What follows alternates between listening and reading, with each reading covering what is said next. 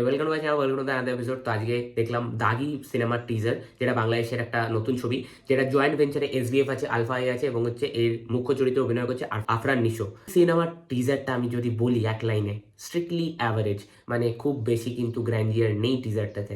এবং টিজারটা মানে টিজারের কাজ কি হয়, যে অডিয়েন্সকে টিস করা এবং ছবিটা দেখতে যাতে মুখিয়ে থাকে অডিয়েন্স, যেটা বরবাদের টিজার ডেফিনেটলি করতে পেরেছিল। এবং আমি সেই ভিডিওটাতে বলেছিলাম যে এটা অ্যানিমেলের মতো লাগলেও এটার মধ্যে কিছু একটা নতুনত্ব ব্যাপার কাজ করছে এবং তারা যথেষ্ট যত্ন নিয়ে ডেডিকেশন নিয়ে কাজটা করেছে টিজার লেভেলে, তাই মনে হচ্ছে। টিজারটা দেখো, আমরা একটা জেলের সিন দেখতে পাই, আফরান নিশোকে একজন মারছে, আফরান নিশো পড়ে যাচ্ছে, তার মুখ থেকে রক্ত ছিটকে যাচ্ছে। তো সেই ডিজাইনটা ঠিকঠাক, কিন্তু যে মানে ব্যাকগ্রাউন্ডে যে স্কেলটা, সেটা খুবই মানে অ্যাভারেজ কাইন্ড অফ লাগছে।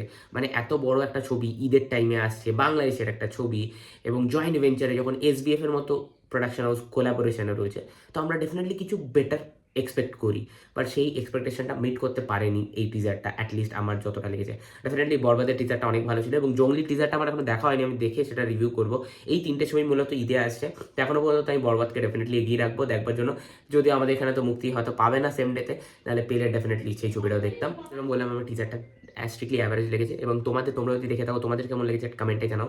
এই ভিডিওটা বেশি বড় করছি না, কারণ এই ভিডিওগুলোর মধ্যে তেমন কিছু বলবারই নেই। So love you all, take care and good bye. Next ভিডিওতে দেখা হচ্ছে, টাটা।